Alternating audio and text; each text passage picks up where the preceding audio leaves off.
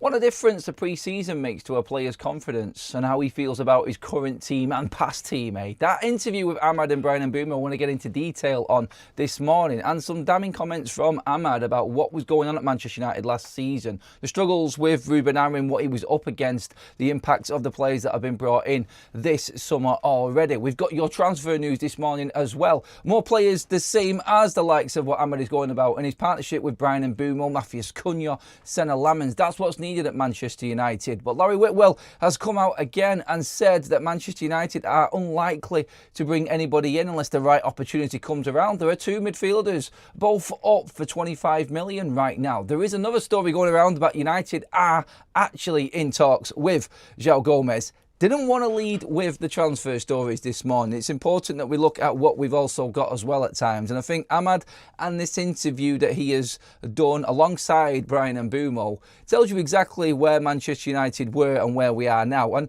I think we do need to just step back sometimes and look at what's actually happened over a summer transfer window, even with the impact on current players. Look, we'll get into what Ahmad said in a moment, but just for instance, on what I'm talking about this morning, and pile into the live chats. Let me know what you're thinking, everybody, as well. The likes of Luke Shaw, Mason Mounts, and their injury records, just forgotten about, gone. The difference in one manager coming in, yes, the football's crap, the football was awful, and no one's even forgiving that. But just have a quick look at what's actually going on behind the scenes as well, and that alone is something to get into. What Ahmad was talking about was a completely different story altogether, but just goes again to show the work that was carried out in the summer is actually working right now for Manchester United. A win tomorrow night against West Ham could put Manchester United in Champions League positions, into that top five comfortably. We could do with a few more goals on that goal difference, but I would have definitely snatched your hands off if you were offering me this at the start of the season, going into game week 14, 100% into December with all these fixtures coming up, and this is United's position, 100% yes. I think what Ahmad was talking about in this interview is probably more important than where we are right now. It's looking at the long term of Manchester United rather than just what's happening. Great that we're off the mark and we're having an okay season. I'll say okay because there is definite flaws in what Manchester United, well, in United's system, in Manchester United's performances. It's by no way means the finished article, I know that. But Ahmad and his comments, and the one that stood out more, his partnership with Brian Mbeumo aside, that's great. But what he said last season, Manchester United were going onto the pitch last season, under Ruben Amorim as well, and they'd already felt like they'd lost the game. How can that even be the mindset of a Manchester United player? How is that even allowed at this football club? It again just, I think, highlights the issues that this football club has had before and what we were up against in the summer to try and turn around not just players that we thought were decent in Ahmad, Bruno Fernandes, players like this, De Ligt, Euro, all these players that were in there. Not just to turn it around this summer for them players and make them feel like they could actually do something for United, but the players that we'd forgotten about as well. Like I just said, the Mason Mounts and the Luke Shaws of this world and their impact so far this season, being fit and being available for already the first third of the season. Luke Shaw's already played more than what he did in the entirety of last season and some. He's just got his reward for 300 appearances. Look, I'm not going to bring that up because he's been at the club over a decade and he's only got 300 appearances. That alone tells you where he was before with Luke Shaw and that injury record. But I'm definitely accepting where he is now and the form that he's in this season, because he has been one of the standouts, I think, for Manchester United and the more positive stories so far this season. Ahmad alone, I think, had a shaky start to the season, but his partnership with Brian Mbeumo, I think, is not going to be recognised and appreciated until them two both go off for AFCON. I do. That's what I think. But going into the characteristics again, Ahmad talking about that mentality last season, where Manchester United were, I think is important because we just didn't have it. We had players that had that entitled feel about them, the Marcus Rashfords, the Garnachos. I'm not just stating the obvious here, clearly, but that atmosphere at Old Trafford is completely different to where it is now. And I think this interview definitely with Ahmad and Brian Mbeumo has shone lights on what was before for Manchester United. There's a great opportunity this week to really push forward again for United. And I do appreciate when players are honest and when they're actually being... they're just speaking their mind and feel like they can speak their mind. And that alone, I think, is their proof again. The fact that he feels comfortable saying that. Because half of the team, obviously more than half of the team, is still there. And that's the team that he was saying we're going on that pitch last season. Defeated, already beaten, and no chance of winning a football game. Again, I just cannot get that into my head as to how Manchester United players can be thinking that, or that is our mentality. It's staggering. It really is. But I feel like now we are actually, we're not nowhere near right on the pitch. I'm not even trying to bring this into that conversation and say that this is where Manchester United are. I'm just saying that we are making steps in the right direction off the pitch. I think it's only going to help further down the line. How long it takes to get down the line, that's a question for how Manchester United perform on the pitch. I think that's important to remember as well. And I don't want to over-egg this and try and make this something it's not, but just a little recognition as to where Manchester United were and what's happening right now. The Mbeumo and Ahmad partnership, we can see obviously the newer players having a massive impact at Manchester United, but the way that they have helped United's current squad, the characteristics, the players that we brought in, the reasons we brought them players in, not just the quality of the player, but that mental mindset, that's what Manchester United are looking at right now. And finally, it does look like we are recruiting the right way. And that's important. This January transfer window for United is going to be big in different ways because it's going to show the United fan base where the club are at and how organised we are. If we don't buy anyone this January, there's going to be a few Manchester United fans that are upset. There'll be a few fans using that as the excuse. You haven't backed Ruben Amorim. Get the ownership out. Let's just clear this. Let's just clear this away now and just say, look, when we look at where Manchester United were in previous transfer windows, where we were when let's just say, we were under Woodward, Murto, Arnold, all these people at Manchester United that used to be running the show at this football club. Looking at where we was with them and where we are right now, I just think that we are, as a fan base, we're going to need to be patient, I think, with this. And look, I understand that United need to get in Europe. I've been banging that drum all bleeding season, haven't I?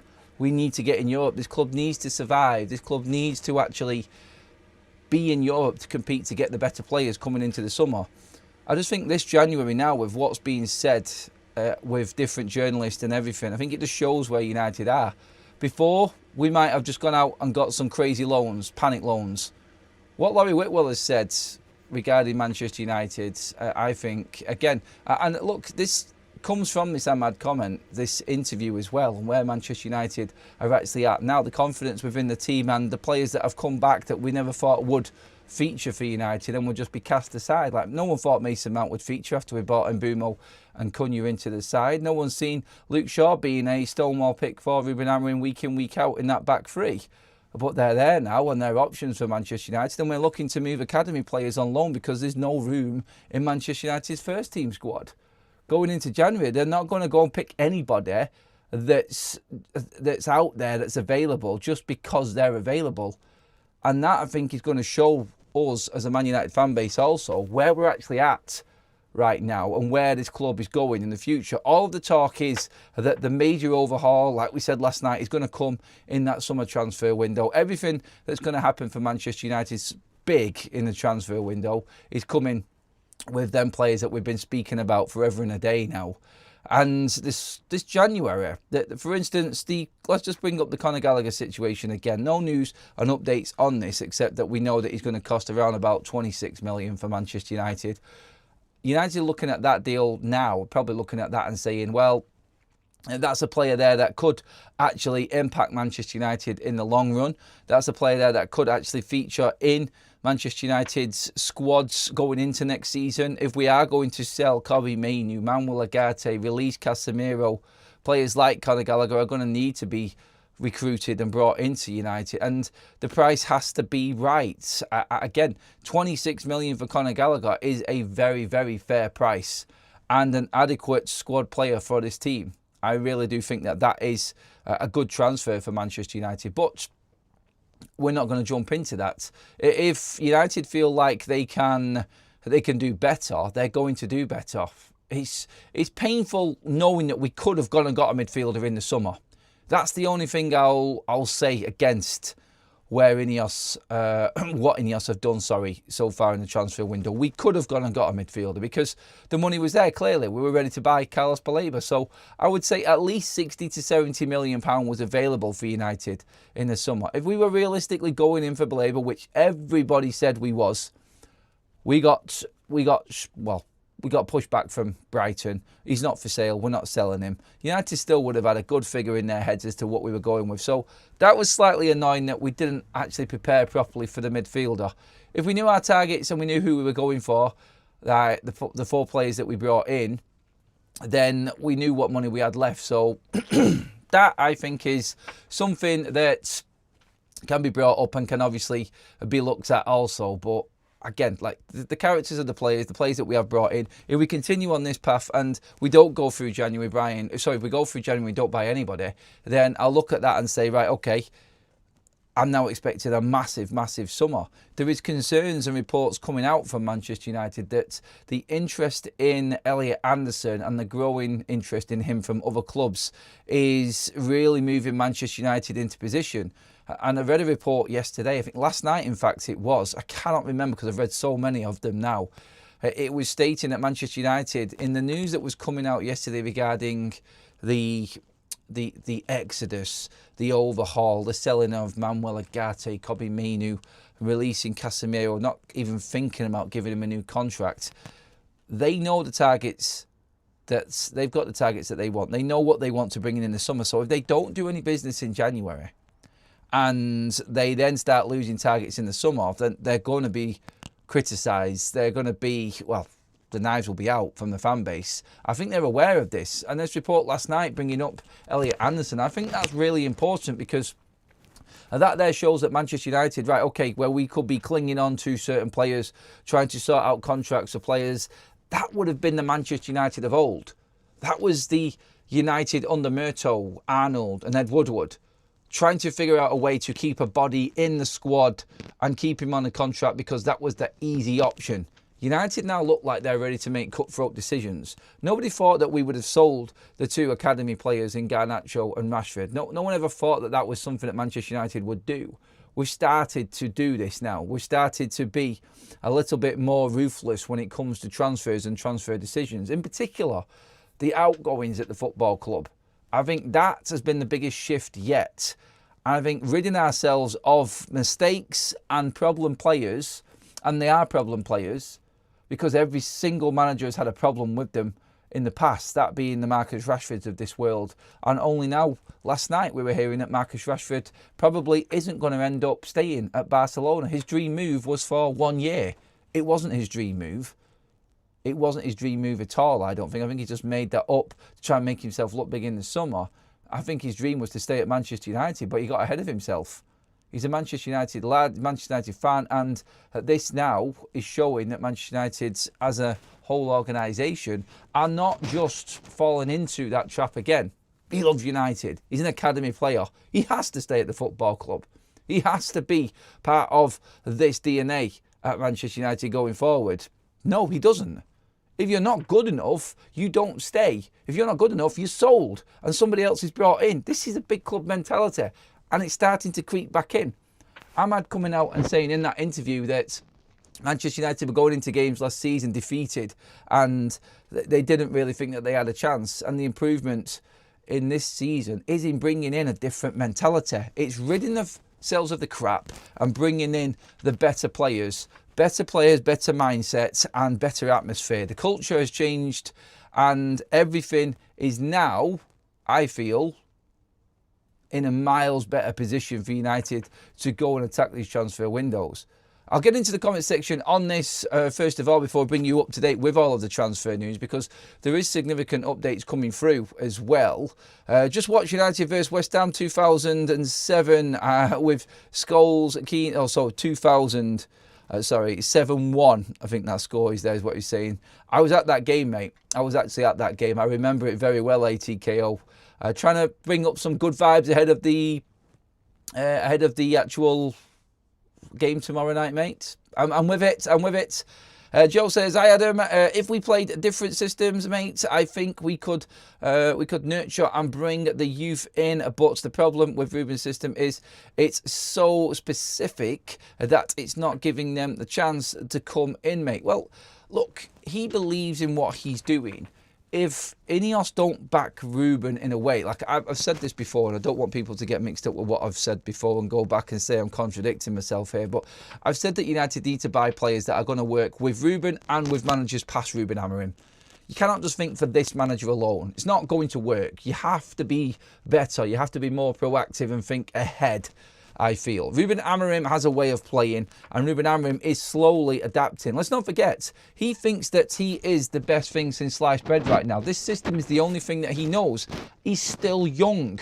He has got a lot to learn, and I think this season will prove whether Ruben Amorim has got what it takes. And it's interesting what Sir Jim Radcliffe said about Ruben Amorim as well, in that he has to prove in this next 3 years that he's an elite coach. You have to adapt. I think he's changing in little doses. He's going to keep making mistakes, but let's just say the Everton game, and I don't want to keep going back to this because everyone was saying the same thing. Why didn't he change it? Why has he got 5 defenders on? Well, look, he changed it at half-time, which is still big. He could have changed it in the first half, yes, but we did drop Ahmad back into a wing-back position, and we did actually bring him in. Is there lots of noise coming from my mic? Sorry, everybody. Let me just double check my mic to make sure that it's actually okay. No, it should be all right. I don't know what's going on. Just let me know if there's any noise coming from my mic, everybody. Having problems with it. Apparently a few people have had sorts of issues. And right. Okay. I think we're okay. Just let me know, though. Keep me updated. I was in the flow there as well. Sorry, everyone. Right. So, getting into where I was again now. I've got a lot of comments coming in saying the same things. I feel like Manchester United now, in terms of the position where he was with Ruben Amorim, that Everton game, 5 defenders, no excuse. I'm not saying there wasn't.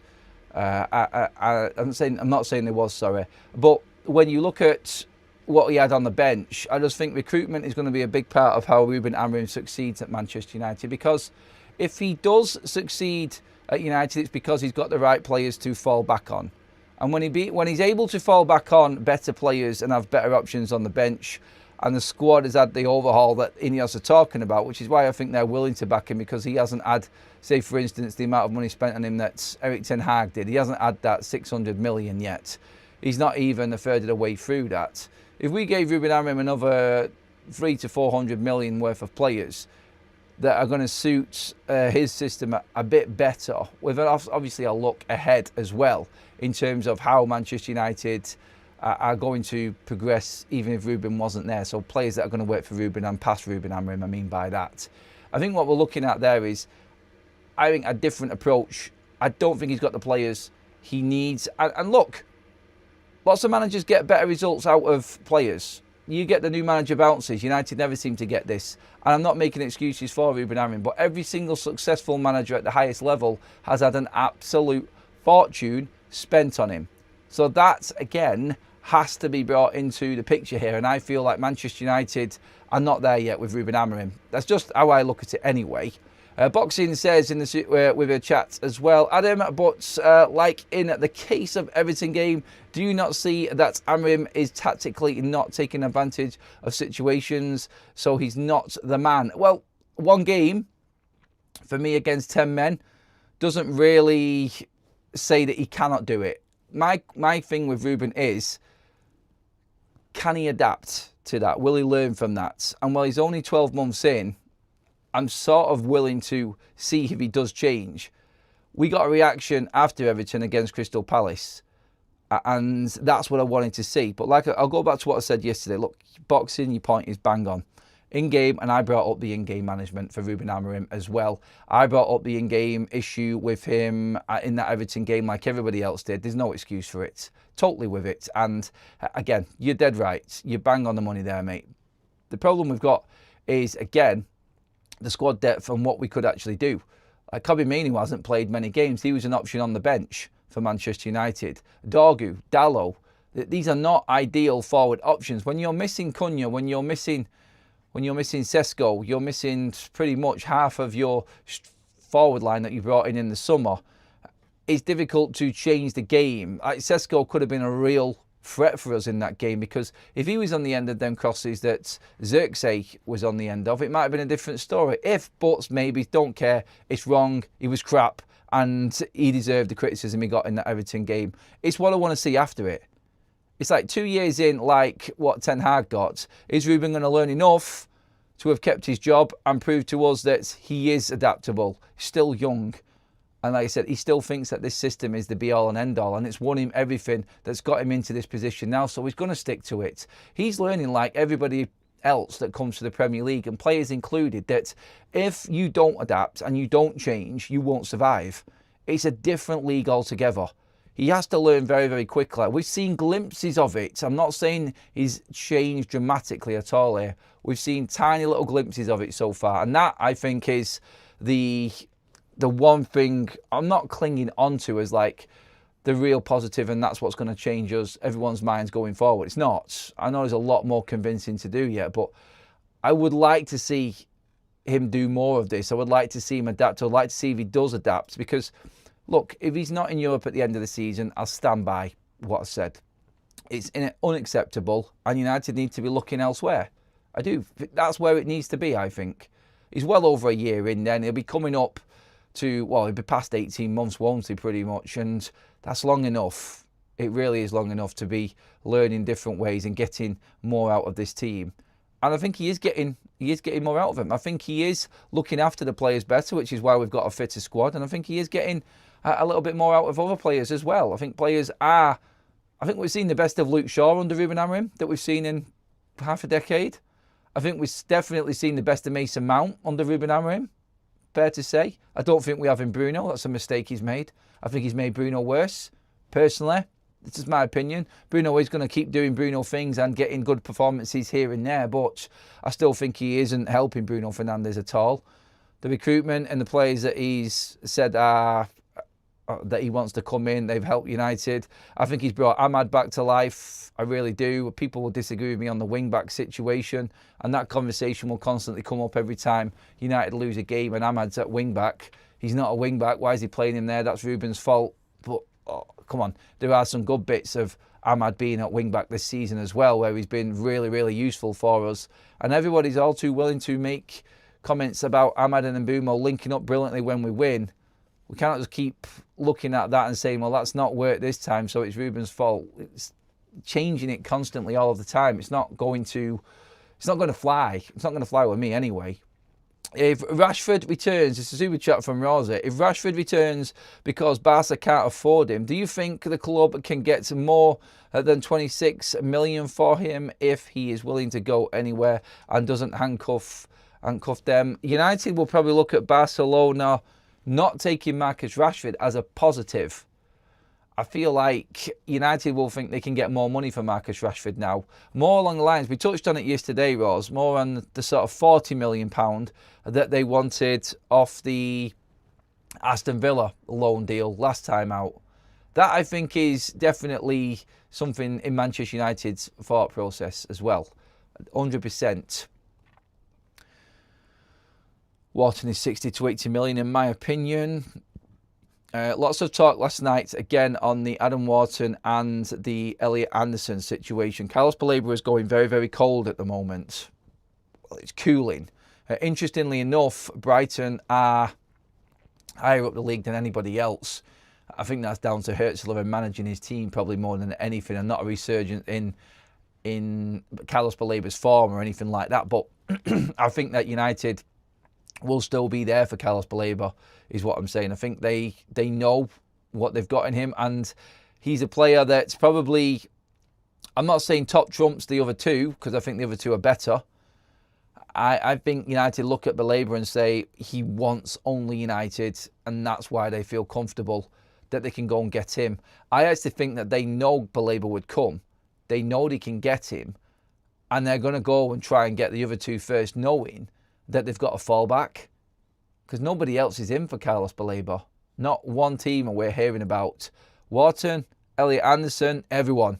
Every decent Premier League side is in for these two players, but not Carlos Baleba. That's an interesting thing to remember as well. Yes, sorry about that. You are very attentive, you lot, aren't you? And Block proved that here with this super chat.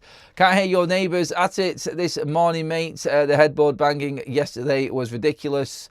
Have we chosen a pub for the Boxing Day game yet? Thanks, mate. No, it's someone's having the roof done next door. Honestly, they pick the times to actually do the work, honestly. It seems like every time I go live, it's like, bang, bang, bang. Here we go. Let's get at it. I don't mean get at it in the way that Block was either. I think we're going to go to 11 Central on Boxing Day in Salford Quays, Block, if that suits you, matey. No critic of Glasner not taking defender off to win the game. Thoughts on Mount to fill in. Central midfield role for now. Bruno clearly being wasted. Your critique of Glasner? You mean Ruben, Mr. Smiley? You must mean Ruben Amorim, don't you?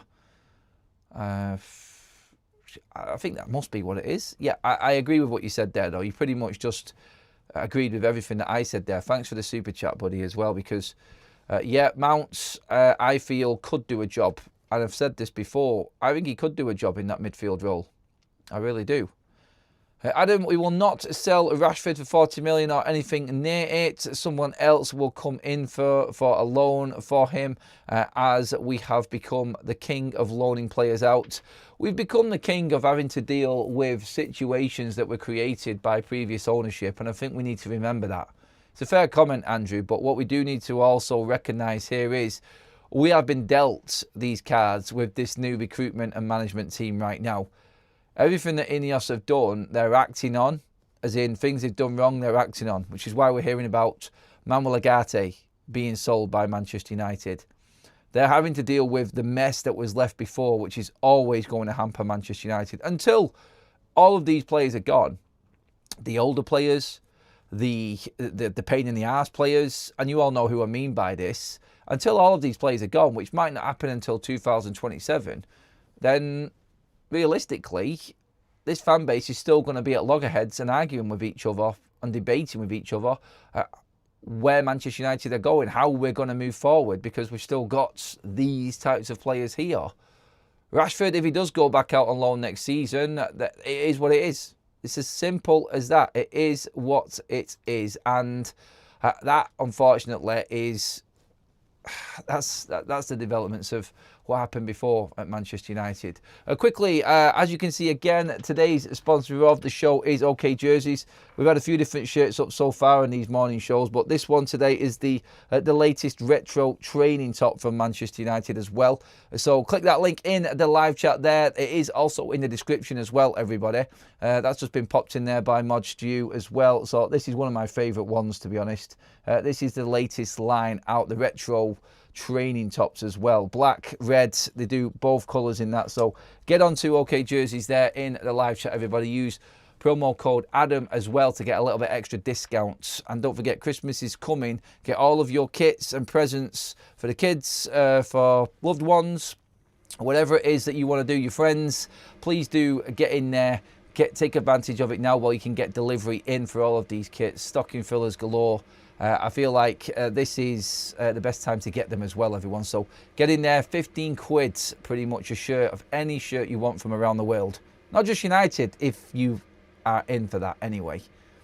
Thank you for the super chats, everybody, as well. Keep them coming in if you like. And, of course, keep your comments coming in. Like Gary has said here, I watched 90 minutes of Forest versus Brighton last night. From the weekend, and if United do want Anderson, they will have to ask Baleba to let him out of his pocket.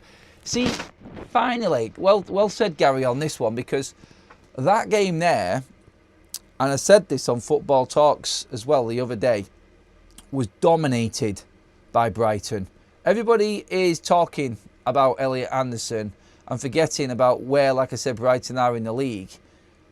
Maybe we've overlooked the fact that well, we haven't, because we've talked about Balaba's head being turned, and there's still not a lot of people convinced by him.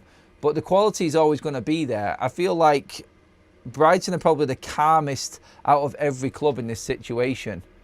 Even with all of the speculation, even with all of the rumours, all of the reports about the unrest with Carlos Baleba, with Hertzler constantly bringing him off, his form, they've just stayed quiet, carried on, 5th in the league, no problem at all. Battle to make it into the Champions League tonight with Aston Villa, of which we've got a busy day today, by the way. We're going to be doing a full Premier League programme showdown tonight of all of the rival watch games as well. There's plenty of them. Sunderland, Liverpool, Brighton, Aston Villa.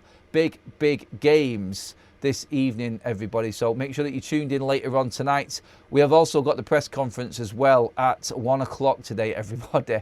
So yeah, it's going to be a mad one today. So please do make sure that you have subscribed to the channel so you know when all the content's coming up later on today and what we have got coming up. It's quite a lot.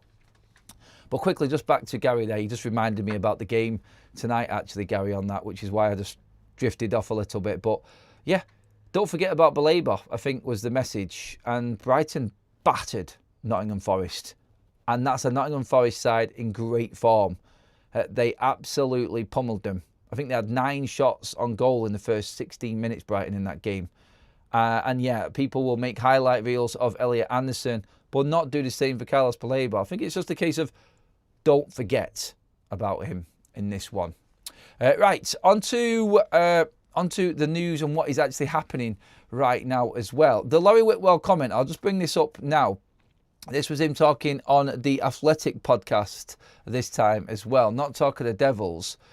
From a Manchester United point of view, they could do with strengthening, but they don't see January as the ideal opportunity to do that. If something came onto the landscape, they could act quickly, I suppose, but from my understanding, it would be a loan in and a loan out kind of thing. Now, Laurie Whitwell has continuously talked about the loans for Manchester United. Fabrizio Romano, on the other hand, has said that Manchester United don't want to loan anybody. They don't want quick fix players. I don't see any loan options there for Manchester United, unless there's an obligation in there. Atletico don't want to loan Conor Gallagher because they want money to strengthen their team. We spoke about that yesterday. Mousakidis from Olympiacos, who we've spoken about a lot, the 18-year-old wonderkid midfielder from Greece, has now, well, his price has now been revealed. Apparently we can get him for 25 million. Now, 18-year-olds for 25 million are going to be questionable, and people are always going to have a bit of an issue with it, I feel. But if this player is playing in the Champions League and featuring in games like that 4-3 against Real Madrid the other night and is winning these awards, I think Manchester United would look at that a little bit more. There is real interest from United in making an approach and a bid for Mousakidis, and I wouldn't be surprised if United went for it. I really wouldn't. I don't know if a January move would come about on this one. I think a lot of Man United fans would want somebody a little bit older, more experienced and more ready to go than an 18-year-old who plays in Greece. No disrespect at all, but I think a lot of United fan base will be looking at that and going, we need someone a little bit more, that's got a little bit more than him. And to come into the Premier League and hit the ground running in January, it's a tough ask. We spoke about this yesterday in the younger players coming in. Maybe Angelo Stiller coming in January, like Mark Ogden said last night. He's got to adapt to a different environment completely. And if you haven't got any experience of it, we've seen people sink, haven't we, in coming to the Premier League and not be able to manage it. So also in this, I feel like Mousakidis, a summer one as well, Stiller, a summer option. They can't buy them all. It's really starting to build up into what is going to be a bit of a blockbuster for Manchester United's summer transfer window. Depends how quickly they can make deals happen as well. My big fear with Elliot Anderson is that Manchester United, yes, they may be willing to break their transfer record, according to reports. I don't know if they're going to go over 100 million because Elliot Anderson's stock is going to go sky high if he continues this form this season and then goes out to the World Cup with England and performs there. That is going to be difficult for Manchester United. And let's not forget, Cameroon are not in the World Cup. If United wanted to make this summer a lot easier and go for Baleba, he's there, and I think you could get him quite easily in the transfer window while the World Cup is on, because obviously he's got no commitments, he's got no tournament to go and play. So if you wanted Baleba, you could go out and get him in the summer. That's another thing that we need to think about here as well. The season doesn't start till the 22nd of August next season, so there's a big gap, or there's a big difference from last season. So I feel like without the extra transfer window, because last year we had the Club World Cup, obviously, the extra month transfer in the transfer window, I mean by that, I feel like this summer is going to be a bit more of a scramble in the latter stages of July and coming into August. It's going to be absolutely crazy.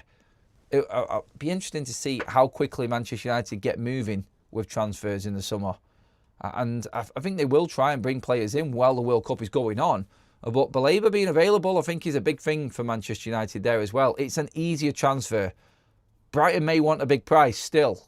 But if he wants United and only United, he's got no commitments in the summer, it just looks simple. I still prefer Wharton or Elliot Anderson at this time. But like Gary just said there, don't forget about Carlos Baleba, because he could still come into top form, and he was a lot better over the weekend as well. So yeah, give me your thoughts on that and get into the live comment section, everybody. Thank you, everyone, for all the likes so far as well. We're creeping up to that 200 mark, which is epic. Thank you. How confident are you in going into this game tomorrow night, everyone, as well? You've watched the games last night. They all went in our favour again. Absolutely loving the way that these teams are all playing around us, and they're actually just paving the way, aren't they? They're paving the way for us to actually move further up. Please don't crap the bed again tomorrow night, Man United, because the draw between Spurs and Newcastle was brilliant for us. That just keeps them two below us. They've not overtaken us. Obviously, tonight we'll cover the other games as well. The big ones for us, I feel, are the Liverpool-Sunderland. They're above us and below us right now directly in 8th and 6th in Sunderland and Liverpool. And obviously it's 4th against 5th in Aston Villa and Brighton. So we'll cover all the games tonight after the live news and update show this evening. It's going to be a long night for us, so make sure that you join us for that. But I feel like it is really opening up right now for us, and I do think that there is another opportunity here for United now to go out and actually... Dare I say it? No, actually, I'm not going to say it. I'll save it for the press conference later. I want to see who's fit and available. I'm expecting Ruben Amorim to give us a big update later on today on Harry Maguire and Matthias Cunha and their availability. You'll see at the bottom of your screen as well, players like Shea Lacey, Chido, Obi Martin, Diego Leon, not featuring for Man United's under-21s. Could any of them be in line for the matchday squad? I wouldn't have thought if Cunha and Maguire were back in that they would. It's going to be an interesting press conference, because we've seen Cunha in training. We know that he's now back, so he's definitely going to be in that matchday squad later. And I can't wait to see him back in the team as well. And obviously Maguire will be a big one for United, because there you're going to be asking the question, does Euro start? I don't think he does. I think he drops out. I think Mazraoui will come in. If Maguire isn't fit, Mazraoui will replace Lenny Yoro this evening. Mazraoui, Ahmad and Mbeumo down that right-hand side. It's dynamic, isn't it? That is everything that we want, I think. I'm expected... Sorry, it's gone off my screen. Sorry, Andrew. I'm expecting us to win against West Ham. To lose would be a bad blow. If we lose this game, I'm going to be flatlined, I think. I'm going to beep. That cannot afford to do that again. Honestly, if Ruben isn't into these players this week and telling them and drilling into them that we cannot afford to do what we did against Everton, I'll be absolutely astounded. Honestly, I'll be blown away.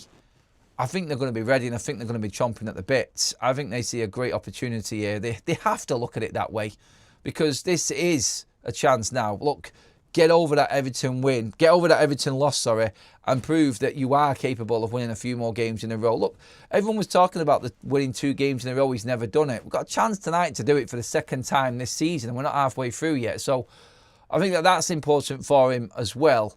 And again, just getting the home form back on track is going to be huge, because We're going to be playing Newcastle come the end of this calendar year, and that's going to be the biggest game, I think, for us so far this season, leading into the new year. I think that one, and beating the teams in and around us, is going to be vital for United. And I'm not talking about the big guns in the top four. I'm talking about the Villas, the Newcastles, the Brightons and Crystal Palaces. These are the teams that are in and around Manchester United now, fighting to get into Europe. So that, I think, going into that game in good form, I think is crucial, because United have always seemed to go into that Newcastle game in bad form at Old Trafford. And it's never been... last season was an absolute nightmare, wasn't it? It was horrible for Manchester United last season, that Newcastle game. That was the one where Joshua Zirkzee was being booed. Oh, I think it was 3-0, I think it was. Was it 3 or 2-0? Absolutely destroyed. Let's get some more comments in on this. Get into the comment section now, everybody, if you want to have yours read out. We have to take our chances tomorrow and now make a statement of intent and have a big win. I'm looking forward to the game again, only because of what happened against Crystal Palace and the fact that Cunha and Maguire might be coming back. I think that's probably given me a little bit more belief. I like Anderson, but he is not worth 100 million. Would you not rather bring in the Greek guy, Gallagher, and Hjulmand be less than the 100 million and will improve the squad and sell Mainu and Agate? No, I wouldn't. I would take Anderson. I would pay 100 million for him. I don't care about the money. I care about the player. Obviously, it does hamper what else you do in the transfer window. But like I said, in all of the build-up to this moment, through this show, United have a plan. It's about the player. They will do the best to get the price down, obviously. But it's about getting the best players in. United need to be competing in the Champions League. And the quality of player in Anderson is more of a guarantee, I feel. Look, I know that's going to bring comments in this Brexit FC comment and sticking to this Premier League myth. Look, Manchester United are where we are now because we went out and bought Prem-proven players. Without Mbeumo, without Matheus Cunha, I think we're a different team. I don't think we win certain games without them players. I don't. The mentality and the effect that them players have on others as well, like the Ahmad interview, which is why I brought that up this morning. I think that's crucial for United now. And I think that's where we are as a team. That's where we are as a squad now. I think there is more belief there. And another win tomorrow night would give us even more. It's like, boom, we've fallen. Are we just going to sink into our shells again and disappear down the bottom half of the table? No, we're not. Because we won the game and we're now back in the top 5. That will start to build belief. And the more wins, this is such a good opportunity because of the teams that we're playing against. And no disrespect to the likes of West Ham and Wolves, but you've got to win these 2 games. You have to win these 2 games. So, yeah, beat West Ham, beat Wolves, and you're heading into Bournemouth then. Bournemouth are falling off a cliff at the moment. Iriola's stock is dropping very, very fast. Have you seen where they are in the league now? They were in the top 4 a few weeks ago. They're now down in 13th, I think it is. They're in horrendous form right now, Bournemouth. Maybe we're coming up to that game at the right time as well. You never know. Things could start to open up for Man United here, I feel. We have just passed the 200 likes as well, so thank you, everyone. Keep them coming in.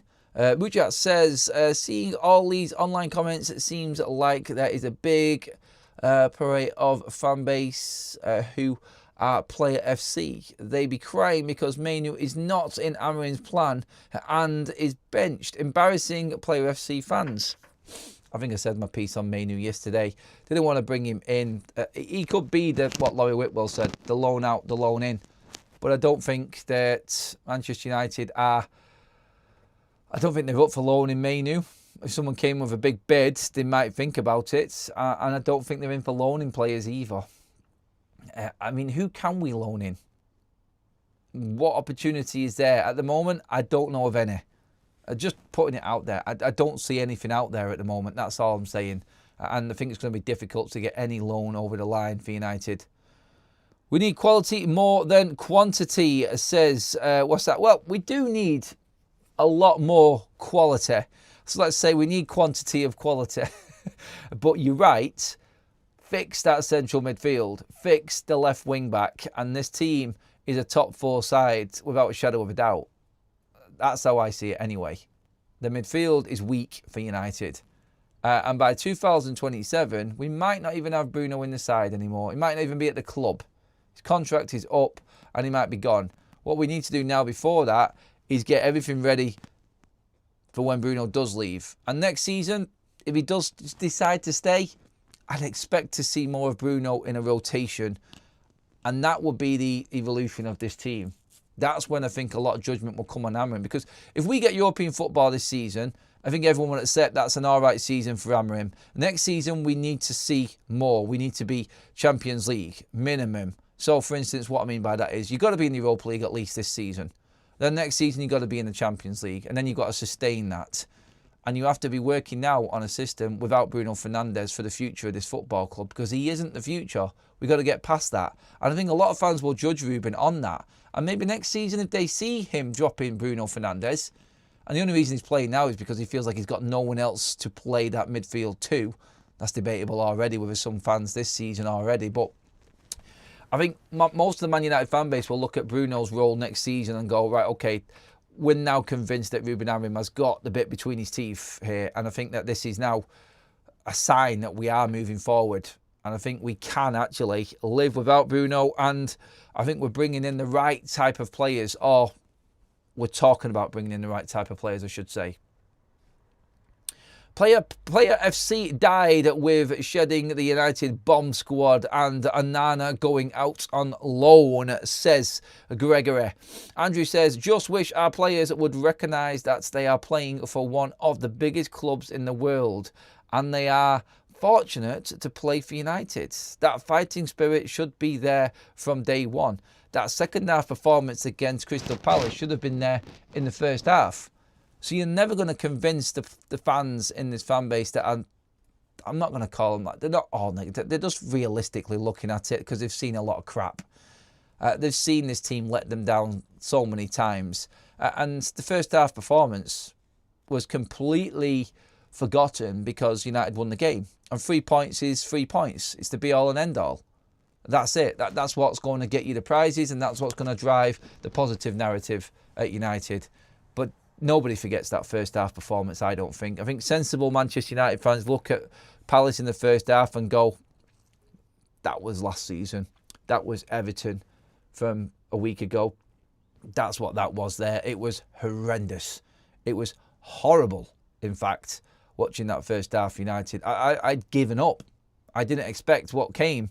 But I think what we've got there is both sides of Manchester United in one game and nobody knowing what side's going to turn up next, which is why we probably got a little bit of apprehension in the chat on the results and what United are going to do tomorrow night as well. West Ham and Wolves are a must, 6 points. Anything less is, in my opinion, not good enough. Nope. I am totally with you on that one, Carl. That is not good enough. And this is what I said. They have dug out the result against Palace and they now need to beat West Ham and Wolves, and then you can forget about Everton, I think. Well, you don't forget it, but it wipes it out in terms of points and where we are in the league. You're not looking at the Everton game worrying because we've bounced back from it and won 3 games in a row. We should have beat Everton and we should be looking at 4 wins in a row. You can look at it that way as well, that's fair.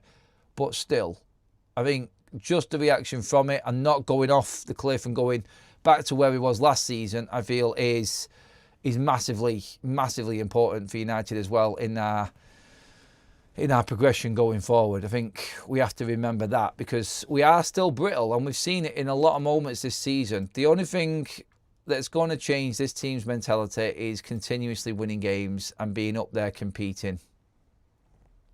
Newcastle central midfield will dominate as it's if they can put the ball in the nets. I don't think it'll dominate it, mate. I think Ruben might have a plan. I'm expecting him to have a plan. I'm not just looking at Newcastle on paper. In fact, let's forget about Newcastle. Let's concentrate on the West Ham, Wolves and Bournemouth game first of all. Because you never know, we might actually stumble into great form going into Newcastle. We will see, won't we? We will see when that one comes about. What a good show that was this morning. Absolutely brilliant, everybody. Something a little bit different, keeping you up to date with all of the news as well at the same time. There was a story going out last night about João Gomez in conversation with Manchester United. Indy dropped it. I'm not convinced. Ornstein and Romano have said that João Gomez is not in conversation with United and neither club is talking to each other. So I'll shelf that one. I'm not going to bring up Indy's story on that because he said last night that a £41 million deal is being discussed and Gomez has made it clear he wants the move to Manchester United in January. We'll see. I trust the other sources, which is why I didn't bring it up. And again, let's just see what does happen. I think concentrate on what's in front of us and what we've got right now, more importantly. And then when something substantial does come out and breaks, I'll bring it to you as well. And something substantial and important is the press conference later on. I'll be with you all at 1 o'clock this afternoon as we go through Ruben's press conference live with instant reaction to everything the manager has said. Expecting big updates in that and a positive press conference today. So I'll see you all then. Thank you, Super Chats. Thank you, mods, legends. Don't forget to click on the link in the live chat. That is OK Jerseys, our sponsors over the next few months for these games and these live shows, everybody. Click on that to get your replica kits now at cheap prices at £15 for any shirt or child kits that you want.